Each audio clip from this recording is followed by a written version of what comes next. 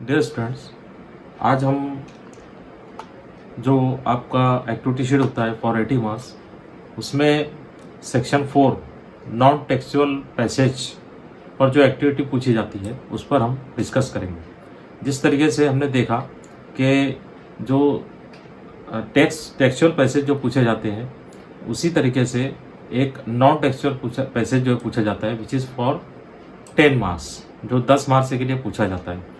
देखिए, दोनों में सिर्फ डिफरेंस ये होता है कि जो टेक्सचुअल पैसेज होता है वो सीन पैसेज होता है और जो लिया जाता है हमारे टेक्स्ट बुक से, और जो नॉन टेक्सचुअल पैसेज होता है इस सेक्शन में वो लिया जाता है out of your text book. उसके अलावा बाकी की जो एक्टिविटीज़ होती है तकरीबन सेम होती है। 5 एक्टिविटीज़ इसमें होती है विच इज़ फॉर 10 मार्क्स। और जैसे कि आपको बताया गया था कि टेक्सचुअल पैसेज जो होता है उसको आपको विदिन 15 मिनट्स जो है ये एक्सपेक्टेशन की जाती है कि आप उसको उसमें 15 मिनट्स में जो उसको सॉल्व करें एक पैसेज को। लेकिन जो नॉन टेक्सचुअल पैसेज होता है उसे आपको नियर अबाउट 20 मिनट्स में जो है कंप्लीट करना होता है 20 मिनट में, क्योंकि ये आपके लिए नया पैसेज होता है। अब देखिए, इसे हल करने का सिंपल तरीका यह है कि सबसे पहले जैसे ही आपको नॉन टेक्सचुअल पैसेज को हल करना है तो पहले आप जो है जो भी textual and non textual passage दिया हुआ है उसको आप एक मरतबा रीड करेंगे। और रीड करने का पर्पज़ ये होगा उसके बिहाइंड कि we have to understand what is the passage about. तो सबसे पहले जो आपको करना यह है कि जो पूरा पैसेज है वो थॉरोली आपको रीडिंग करना है to find out what is the passage about. ये पैसेज जो किस ताल्लुक, if it is a story, it is a joke, और इट इज़ बायोग्राफी, और ये किस ताल्लुक से। तो देखिए, जब ये पैसेज यहाँ पर जो दिया हुआ है इसको जब हम पढ़ना शुरू करेंगे तो prevent loss of nutrients in vegetable, it would be advisable to steam और boil vegetables in their own juices on a slow fire and the water. इस तरह जब आप पढ़ना शुरू करेंगे then you will come to know that this passage is about vegetables and its importance, और उसके जो बेनिफिट्स है क्या क्या है उस ताल्लुक से ये पैसेज है। तो सबसे पहले आपको क्या करना है, you have to read out the passage thoroughly और उसको समझने की कोशिश करना है कि पैसेज किस ताल्लुक से। पैसेज पढ़ने के बाद जब आप देखेंगे कि उसमें जो एक्टिविटीज़ दी हुई होती है, तो सेक्शन 4 में जो नॉन टेक्सचुअल पैसेज होता है जैसे आपको बताया गया कि 10 मार्क्स के लिए होता है, उसमें एक्टिविटी नंबर 1 जो होती है वो जिस तरह से टेक्सचुअल पैसेज पर होती है वो ट्रू फॉल्स पर हो सकती है, कंप्लीट द सेंटेंस हो सकती है ना। इस तरीके से अलग अलग एक्टिविटीज उसमें पूछी जाती है। तो देखिए, यहाँ पर जो एक्टिविटी नंबर 1 दी हुई है ये एक्टिविटी है state whether the following statements are true और false.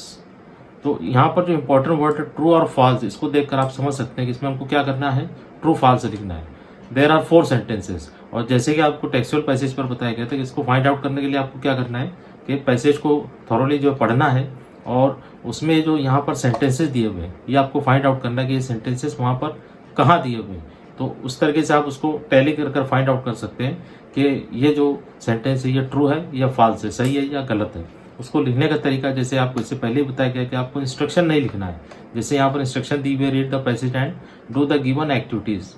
You do not have to write this sentence, this instruction in answer book. Answer book में सिर्फ आपको आंसर से लिखना है। ओके, नाउ अब यहाँ पर जो डिजिट या नंबर दिए हुए हैं, you have to write this digit और number and alphabets as it is. जैसे यहाँ पर लिखा हुआ है क्वेश्चन नंबर 4A, बिल्कुल इसी तरीके से आपको यहाँ पर लिखना है। देन उसके आगे आप देखेंगे कि हमने पहला सेंटेंस से लिखा है नंबर 1, ये सेंटेंस जैसा दिया हुआ है एज इट इज आपको लिखना है।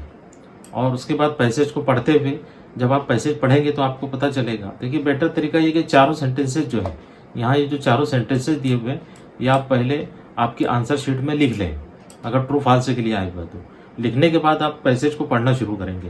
तो जब आप लिखेंगे तो ये सेंटेंसेस आपके माइंड में रहेंगे। तो जब आप यहाँ पर पैसेज को पढ़ेंगे तो वहाँ ये सेंटेंसेस आपको मिलेंगे, आप उसको टैली करके फाइंड आउट कर सकते हैं कि वो ट्रू है या फॉल्स है।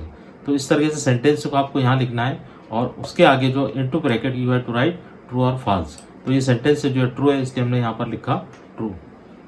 इसी तरीके से नेक्स्ट सेंटेंस जो है वो भी आप यहाँ पर आगे जो है उसको लिखेंगे, number 2, then number 3 and then number 4। इस तरीके से ये तमाम एक्टिविटीज़ आप कंप्लीट करेंगे। एक पैसेज का आंसर आपको एक पेज पर लिखना है, याद रखिए। टेक्सचुअल पैसेज जो है या नॉन टेक्सचुअल पैसेज है, सीन अनसीन पैसेज जिसको हम कह सकते हैं, तो एक पैसेज का आंसर आपको एक पूरे पेज पर लिखना है, नेक्स्ट पेज पर नहीं जाना है।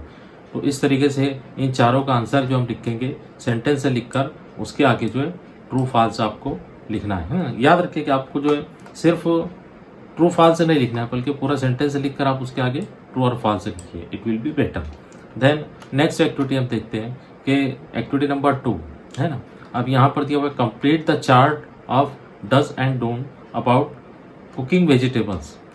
एक्टिविटी नंबर 1 एंड 2 इसका आंसर हमको जो मिलता है वो पैसेज में ही मिलता है। If you want to write the answer of this 2 activities we have to read the passage and to understand the passage. तो यहाँ पर देखिए डज एंड डोंट्स, यानी अब ये जो एक्टिविटी है ये थोड़ी अलग हटकर एक्टिविटी है। तो इसमें यहाँ क्या होता है डज एंड डोंट्स में कि जो इंस्ट्रक्शन दी हुई है वेजिटेबल के ताल्लुक से, तो यहाँ पर दिया हुआ है कि उसमें इंस्ट्रक्शन में कौन सी चीज़ पर हमें अमल करना है, किस पर नहीं करना है। तो जिस पर अमल करना है वो डज के कॉलम में आएगा, जिस पर नहीं करना है वो डोंट्स के कॉलम में आएगा। तो ये एक्टिविटी जो होती है इसको किस तरीके से हमने यहाँ पर लिखा है, ये देखिए जिस तरीके से यहाँ कॉलम बना हुआ है उसी तरीके से हमने कॉलम बनाया है, 2 कॉलम। और जैसे यहाँ पर इनकम्प्लीट सेंटेंस दिया हुआ स्टीम, तो स्टीम और boil vegetable in their own juices on slow fire, ये आंसर हमने यहाँ पर लिखा है ना। तो हिदायत दी गई है कि जो वेजिटेबल होते हैं उसे हमें स्लो फायर में जो है स्टीम करना है। और इसी तरीके से जो नेक्स्ट है यहाँ पर पील वेजिटेबल्स अनलेस, तो ये भी डज, यानी जिस एक्टिविटी पर हमें अमल करना है, जिस इंस्ट्रक्शन पर अमल करना है वो यहाँ पर दिया हुआ है। तो इस तरीके से डज एंड डोंट्स ये 2 कॉलम में हम जो यहाँ पर राइट डाउन करेंगे। इसको मैं तफसील से अगर बताऊँ तो वीडियो ज़रा बड़ा हो जाएगा। आप उसकी जो इससे पहले जो एक्टिविटीज़ दी हुई उस पर आप प्रैक्टिस कीजिए तो आप उसको समझ सकते हैं इसको हमें कैसे कंप्लीट करना है। Then next activity is about vocabulary, जिस तरीके से टेक्सचुअल पैसेज पर होती है। यहाँ दिया हुआ find opposites from the passage. अब देखिए इसमें 4 जो है वर्ड्स दिए रहते हैं, वो उसमें एंटोनिम सिनोनिम हो सकते हैं, है ना। तो यहाँ पर ऑलरेडी दिया हुआ है अपोजिट, तो 4 वर्ड्स दिए हुए हैं, इसका अपोजिट्स हमको लिखना है फ्रॉम द गिवन पैसेज। तो इजी एक्टिविटी होती है। अब सिर्फ आपको यहाँ पर ये याद रखना है कि जब हम अपोजिट लिख रहे हैं तो इस तरीके से आप निशान लगाइए, है ना, क्योंकि हम अपोजिट वर्ड लिख रहे हैं। तो इसमें 4 वर्ड्स दिए हुए हैं अलग अलग, और जैसे यहाँ पर दिया हुआ है फास्ट, है ना, यहाँ दिया हुआ है फास्ट, उसका अपोजिट है स्लो। अब देखिए इसका जो आप अपोजिट लिखेंगे या फिर उसके हम मानी लफ्ज लिखेंगे तो वो कहाँ से लिखना है, फ्रॉम द पैसेज।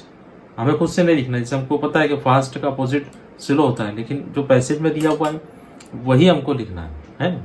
तो यहाँ पर जो है 4 अलग अलग वर्ड्स दिए हुए हैं और उसके सामने हमने जो है उसके अपोजिट से लिखे हैं, इस फॉर्मेट में आपको लिखना है। देन नंबर 4 एक्टिविटी, जैसे कि आपको पता है कि नंबर 4 एक्टिविटी होती है टेक्सचुअल पैसेज में, वो ग्रामर पर होती है। तो इसी तरीके से नॉन टेक्सचुअल पैसेज में भी जो अनसीन पैसेज होता है उसमें भी ग्रामर पर 2 एक्टिविटी दी जाती है फॉर 2 मार्क्स। इसमें पहली एक्टिविटी है vegetables should not be cooked in aluminium utensils. अब इसमें दिया use model auxiliary showing compulsion show करने वाली मॉडल ऑक्सिलरी हमको यूज करना है। मॉडल ऑक्सिलरी पर मैंने वीडियो बनाया है, डिस्क्रिप्शन में उसकी लिंक आप तलाश कर सकते हैं उसको समझने के लिए, है ना। यहाँ पर मैं आपको तफसील से नहीं बता सकता हूँ क्योंकि इस वीडियो जो फिर बड़ा हो जाएगा। हमको यहाँ पर सिर्फ जो पैटर्न है वो हम यहाँ पर समझ रहे हैं। इसी तरह से दिया aluminium is a soft metal, choose correct negative sentence from the following. यहाँ पर हमको निगेटिव सेंटेंस जो है उसको चूज करना है। 3 ऑप्शन यहाँ पर ऑलरेडी हमारे सामने दिए हुए हैं जिसमें से एक सही है, दिए हुए सेंटेंस का निगेटिव। अफर्मेटिव निगेटिव पर भी मैंने एक तफसीली वीडियो जो बनाया है वो आपको डिस्क्रिप्शन में मिल जाएगा। ग्रामर की जो अलग अलग वीडियोज है उसमें आप उसको समझ सकते हैं। अब देखिए इसका आंसर हमको कैसे लिखना है। नंबर 4 हमने लिखा, जो एक्टिविटी नंबर 4 है, vegetables must not be cooked in aluminium utensils. अब देखिए यहाँ पर जो ये जो ऑप्शन है मॉडल ऑक्सिलरीज है ना, हमको यूज करना है, तो हमने यहाँ पर यूज किया मस्ट।